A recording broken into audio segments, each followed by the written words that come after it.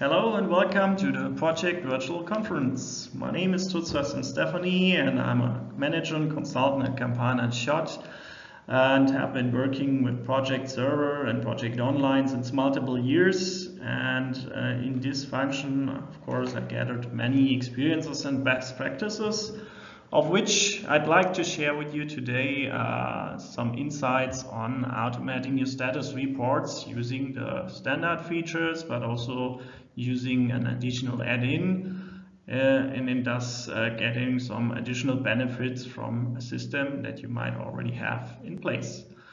I'm also a piece seller for Microsoft, in which function I'm helping get new customers to discover the features and functionalities of the Project Online system, and also helping existing customers tackling difficult questions. So with this session, I'd like to give you also the possibility to shoot me some questions should they appear directly, or also write me a mail at the end of the session so that I can address them afterwards. Have a nice time and let's start into the session. Before we start into the session, I'd like to shortly introduce my company, Companionshot. We're an international business consultancy, still headed by our two founders, Mr. Campan and Mr. Shot. And we have over 230 highly qualified employees that work on subjects ranging from, of course, Project Online, Project Server to SharePoint and SharePoint governance. But also, apart from the technical side, on topics like project management in general and of course project management support. We provide over 20 years of experience from hundreds of projects that we can also add to the projects we conduct with you, for example. You'll find us, of course, in Germany, but also worldwide, for example, in the United States, France, Switzerland, and Austria. And due to our international customers, we also do projects worldwide. We are a Microsoft partner for project and portfolio management, so the topic I'm talking today, but also for our collaboration and content, and for example, also cloud productivity that is getting you on track with O365. Due to the nature of the project server projects we do, we also have often the topic of integrating with SAP. That's why we're also partnering with them. Apart from that, we are not only implementing the system, we also understand the methodology, and that's why we're also having a partnership with the Project Management Institute and Prince2, for example. So much for advertisement. Now let's come to the content. First of all, let's take a look at who's interfering in status reporting. First of all, we have the project managers that need to conduct, of course, their projects, but from time to time need to report the status of this project to someone who is able to take decisions or needs to be updated, stakeholders and others. And of course, this has to be done in a frequent, regular fashion. So it's recurring most of the time every month. Then we have the project management office, which normally should consolidate these reports, ensure that the reports are done, and also provide the reporting guidelines to the project managers. And last but not least, of course, we have those that are the receivers of these reports, the steering committee and or the management, which need to read those reports in a handy fashion and also at best can get quickly updates from the reports on the concerned projects. From the three roles presented, project managers always ask, well, how can I reduce the amount of work to create this report? And here they often complain that they need to copy things from one tool to another, reformat stuff and text. And also the PMO, they receive all those reports. They don't have track who already sent one and who missed on it. And Also, they need to make sure that everybody uses indicators in the same fashion, and also that the information is presented in the right format. So for both roles, we need to provide some way to alleviate their pain points and to provide an easier way to get a status report out of the tool. And for this, I will show you how we can use the out-of-the-box capabilities of Project Online to achieve this goal. So to address these two pain points, we will use data that we already have. We have the schedule inside the system, and with the schedule we can get data like effort planned, effort actually spent, effort forecasted, and we can also get the same for costs and time.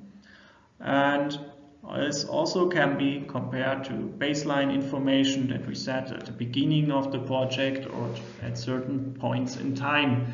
So we can get all kinds of quantitative data from the schedule and build on top of this even some indicators using formula fields stored in the Project Online instance as well. This we can combine with qualitative data. For example, we can have some text fields where we ask for information on how the project is progressing from a project manager point of view. We can ask for information on how the next steps should be defined, and also, for example, if there are important decisions necessary that should be taken to get a project back on track or pushing it in the right direction. This information we will put together into a report using our famous reporting tool, Excel. Excel is nice in this way that we can not only use it in our client tool, but we can also display directly inside our Project Online instance. And in the way I'm going to show you, you can even have it directly combined with your project, so the project manager or anyone else who's looking for the report doesn't need to select anything, look at another place. It will be directly stored with the project. So to get things started, we first need to create some metadata fields, create a new project detail page where we will ask for additional information, and of course we need to add the project detail page to our project types. Let's see how this will work. So to start setting up our metadata, we will now navigate to the PWA settings and choose the Enterprise Custom Fields option, and then creating new fields of different types. I already did so. For example, we have here a decisions field, taking track of required decisions. Choose this to be a multi-line field, so we can enter lots of text and to describe required decisions. Another example is, for example, the project status field, where I ask a project manager to set manually a status to indicate his need for escalation or attention to his project. And also we can have a nice indicator for this, of course. So it's also reflected in the project center. And also we can take this color later on also for the status report. Another example would be a variance finish like this one here, where we calculate some indicator based on data from the project. For example, here we use the baseline finish date and compare to the actual finish date, and based on this we have an indicator that turns red if the variance is too high, or turns green if there is no variance at all. Once you have set up those fields, you are not done yet because they won't appear so far. So what we need to do, we go to PWA settings, check our project detail pages, and then add those fields also on a new project detail page, which I named project status, so project manager knows whatever happens on this page, it's supposed to go into the project status report. So you can see here we have the project status field, for example, from before, and also the decisions field. Once you've done this, you need to make sure also that the page is taken into account. So either you go to the enterprise project types, or you go to the workflow stages if you are using a workflow for your projects, to add this page at the proper stages in your workflow and present it to the user so he can add his comments. Once we are done with setting up the metadata in our project online system, we can start creating an Excel report. Best to do this is to create maybe 1 or 2 demo projects beforehand, so when you load the data into your Excel report, you can already see what's turning up in terms of data and can easily react and design a report based on that. So what we need to do is we open a new Excel sheet and then add our data sources, consolidate the data and design a beautiful report. How this will work, I'll show you now.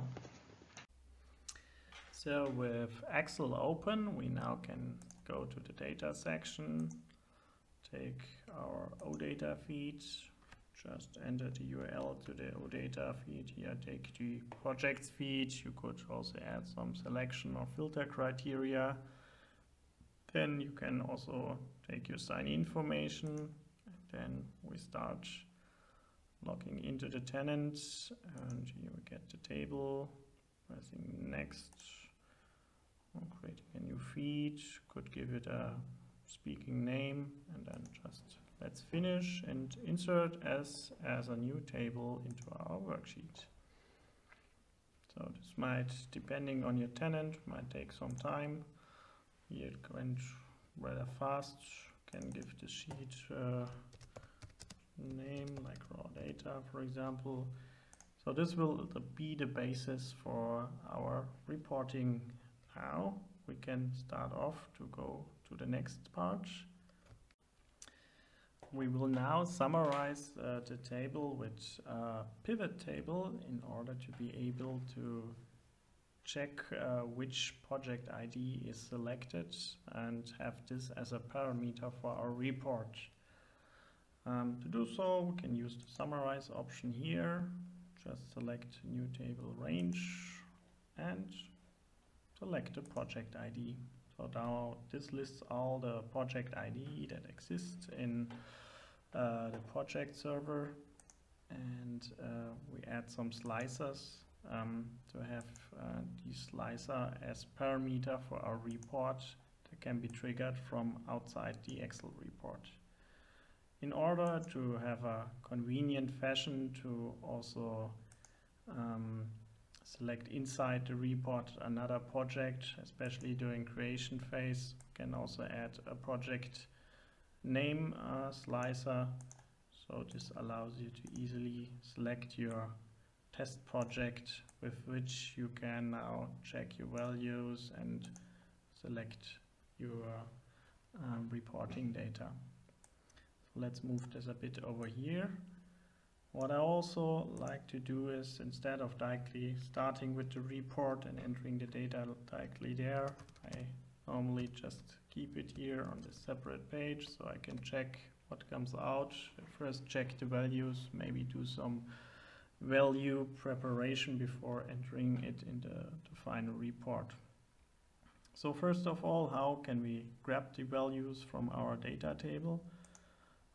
We add a label for this field, so we can reference it in our formulas. So like here, selected project UID will be now the label for our field. So if we have here ID, we can name it selected project UID, and this will turn up. And now for the other values, we can, for example, to select the project name, we can do something similar with using the index match functions. They work in a way that you just enter the table where you like to find an index, and then you select via the match option the index that you like to find. And for example here I just used project ID as the column in the table I'd like to search for, and selected project UID is the name I'm looking for. You can continue like this for other fields like our project status. So here we can enter the same function again, and instead of the project ID we just type here project status, and this will find us the project status. And for example in this case it's not set, but for other projects then you will get a return value here. So you can continue on this page filling out the values, and once you are done you can start with finally designing the report.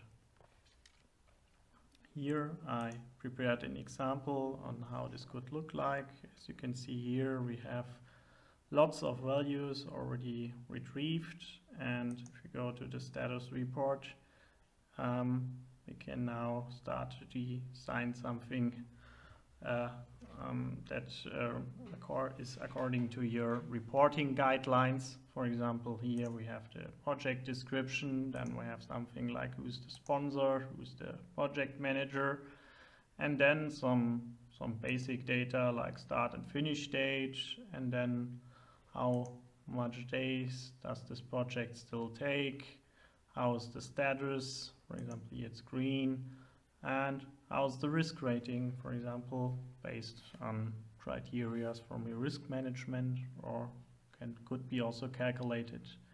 And if you remember the decisions field from before, this is also possible to now show it here. And as you can see here, for some fields like multi-value fields, you need to do some additional data treatment like removing HTML syntax to display the proper values, but all in all it's rather simple to create this report and provide the values with proper formatting. To actually have this status changing based on the project that you selected, you need to apply some conditional formatting, but if you are familiar with Excel, this is easy to be done. Basically you can just create a new rule for your selected field. Normally I would propose something like two-color sale, where you either based on the value or based on the value that the field contains, you select a special formatting. So if we take a look at the rule sets I defined, you can see that there are multiple rules defined for this field and the other fields as well to highlight the specific status colors. So this could be input on how a report could look like, but of course you could add charts here or add additional information in a simple manner. And what's good with this, now we can have this as a simple printout report as well. A small final step before we can present the report inside Project Online is to set up the Excel services settings. So what you could do is go to the Files section, and here you can go to the Browser View options. As you can see, I already pre-selected the sheet I'd like to have displayed, so I just selected here Sheets and then Status Report. But we need also the slicer as parameter for this workbook. So here I can select the project ID as slicer and press OK. Once this is done, I can save the report and copy it into Project Online. So now that we have created the report, we still need to display it inside the project online system. So one thing you can do, of course, is save the report to the project online instance, for example, in the reports library. This would be a first step, but then you still need to embed it with your project. And this is what I'm going to show you next on how to connect your previously created report with a project. So we need to open up the project detail page we previously created, open it in editing mode, and now here comes the second part. We need to grab actually the UID of the project that is currently displayed and pass this as a parameter to the Excel, especially to the slicer we've created before. So first of all, we need to get a filter web part because the project UID is displayed as part of the address. So we can easily grab it using this standard filter web part. And well, we need to open it to edit it, and we need to add here proj UID. That's the name of the parameter, and say OK. Then we need the Excel web part in order to display our report. This can be found in the business data section. Here we have the Excel web access web part, which you can add. And then here we need to open the workbook. This can be done if we just select the URL, can be also selected. And then as a named item, we enter the name of the sheet which we want to display. So I entered the name of the first sheet that contains my finished status report. You can decide then if you want to generate automatically a title, or as in my case, I tick this off and I just add a name of my own, like status report. And then you can also go through the different options if you like to hide some things. So for example, if you like to allow typing or formula entry, or if you just want to display the report.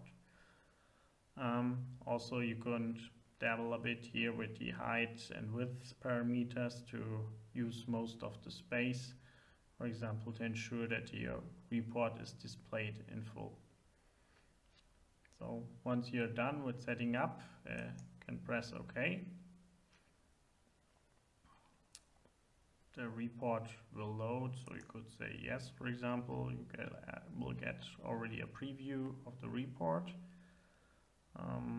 This might take some time, especially as I added an auto refresh option to my report to ensure that there's always displayed the latest data of my projects. But once it has loaded, we can then select connections and, for example, get filter values from our query string URL parameter.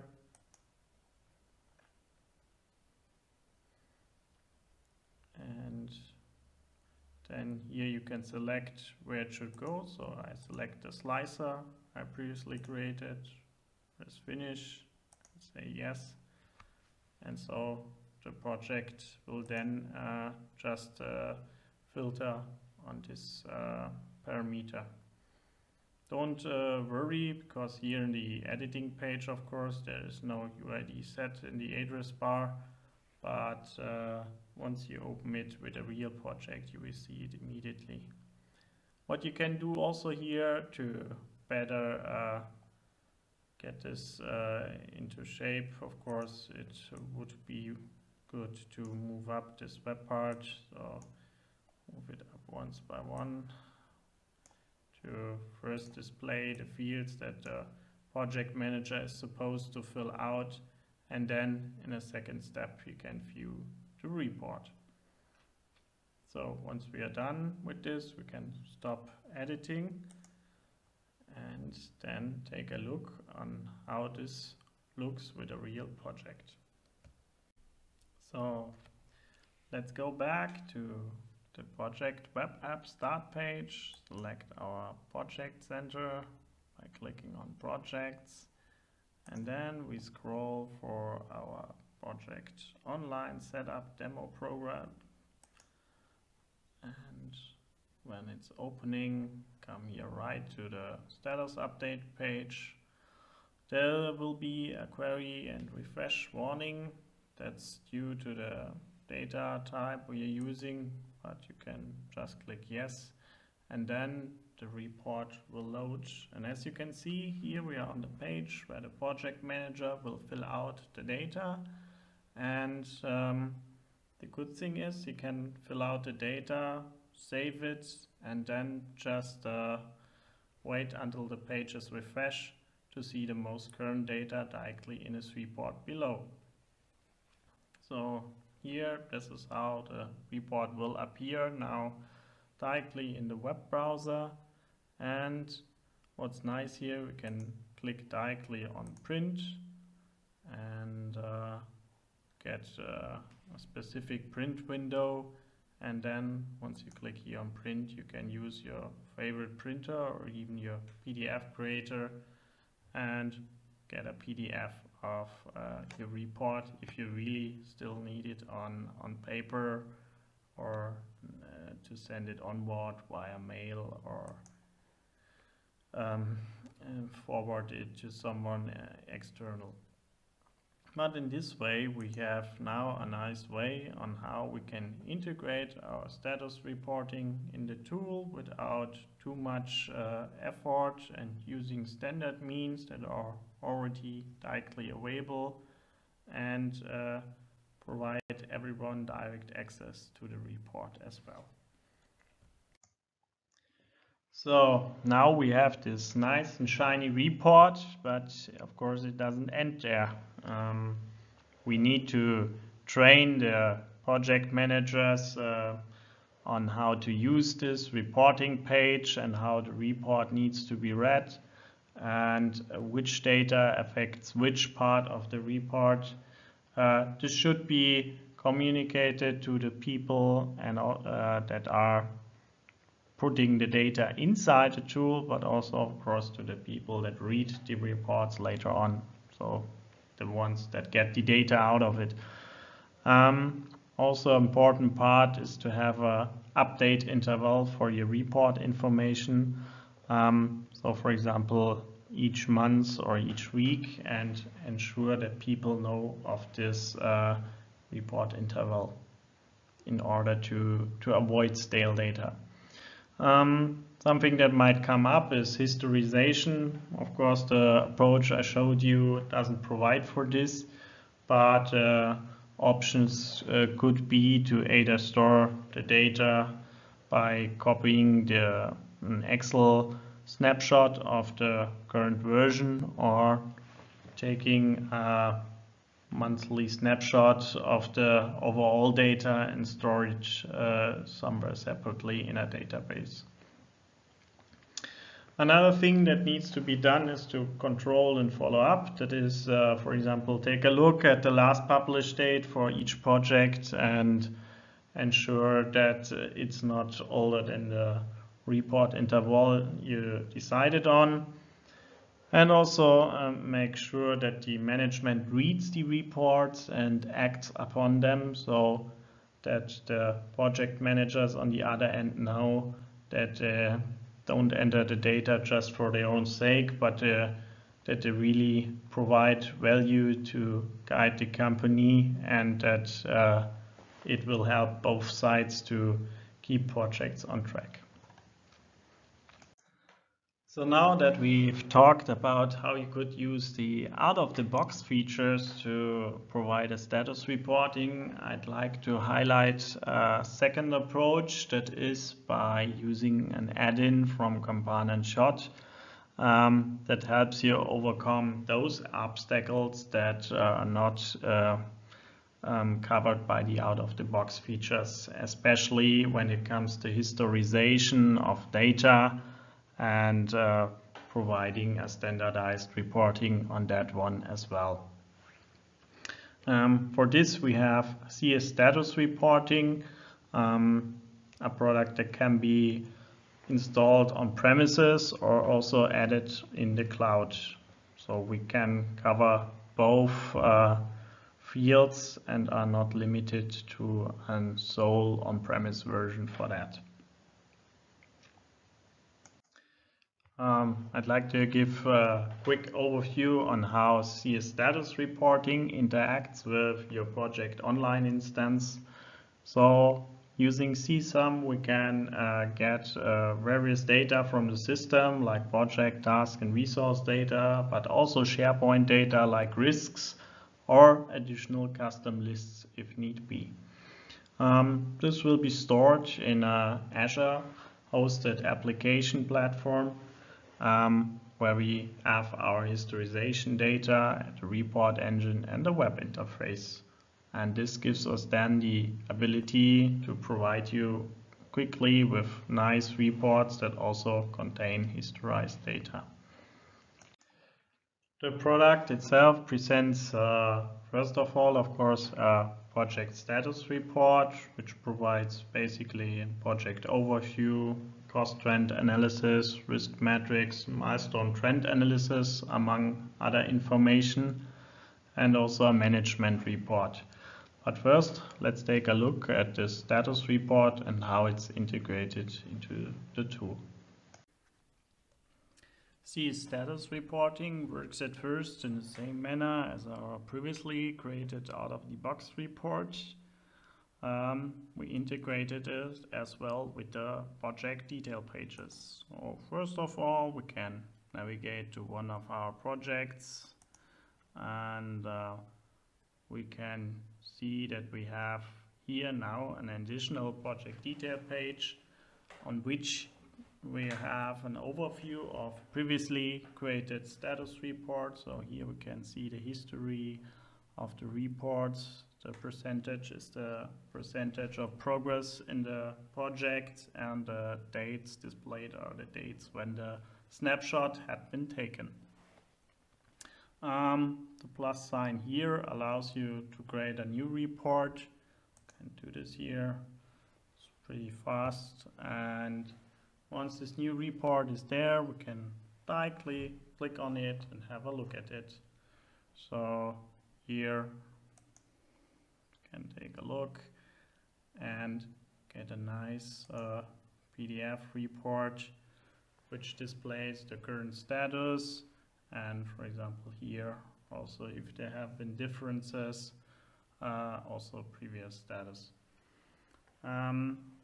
We provide on this starting page an overview of our different sections which are then detailed later on. For example, here we have the cost trend analysis, where each point in the diagram is actually the value taken at the snapshot time. And we have also information from the project where we can see what was actually planned and what is planned right now. And then we have a section where we can see data from your SharePoint site. Here it's the risk metrics based on the items in your risk list. And also, as we're taking snapshots, we're also able to provide you with a milestone trend analysis. So you can see how your project is faring in general based on your major milestones. So we could see here, for example, that the project did quite a tumble, but is getting along fine. And even in the end, we are getting now slightly ahead of plan. So much for the reporting feature. It's comes close to our out-of-the-box report, but it's of course adding additional value by providing historized data and also having data from various data sources like your risk metrics. Another way of navigating the status reports created from the various projects is using the app itself. It provides first on the start page an overview on the last created status report, but then allows you also to drill down into the different projects, always highlighting the status of the latest report and then allowing you to select it to come back to the page we've seen before where you get the detailed reports and can create new ones. Another feature with this tool is then the management reporting. Now that we have all this data in our system on the various projects, of course, we can also create a consolidated management report. This management reports takes the various status reports into account, and especially the fact that they have been approved, so you can ensure that only verified data comes into the management report that might be read at the highest levels. So let's take a look on how this displays. In the same interface we've been before, we now also have a management reporting button that gives us an overview over the last approved reports. And here we can select the reports that we like to highlight in our management report. We just select them, press the print report button, and then we can open it again as a PDF. Here you can see on a top page how the various projects interact, where they are, if they are according to schedule, and also you get an overall status of your portfolio. How much work is in project, what has been actually done, and for example also we can show how many project work is already in which phase. And afterwards we will find also the first pages of the individual status reports again. So from a management perspective, I can quickly get an overview of the various projects and their status. So with this webinar, I hope I could give you a quick overview on what you can do with the out-of-the-box capabilities of Project Online and Excel to realize consistent status reporting. Also, please keep in mind that, of course, setting up the report, making it nice and shiny, doesn't get you done all of the reporting process. Of course, you need to ensure consistently the data quality, and also the reports need to be acted upon. If no one reads the report, people will stop filling in data, and if you put in crappy data gets out. Therefore, do not forget this point. If you have additional requirements like having a need for historization, or you need to add additional data sources like custom SharePoint lists or an SAP system, then CS status reporting is your friend, as it covers these topics and can also help you by providing a nice reporting engine that creates quickly reports based on the historized data in your system. I thank you for your attention, and if you want to know more about the status reporting, Companionshot in general, or if you have issues in setting up the out-of-the-box status reporting, feel free to contact me via my mail address displayed here. And I'll be happy to get in contact with you. I hope you still have a nice conference and enjoy the other sessions as well. Last but not least, also a great thank you to the sponsors of this conference, which helped making this happen, and looking forward to see you next time. Goodbye.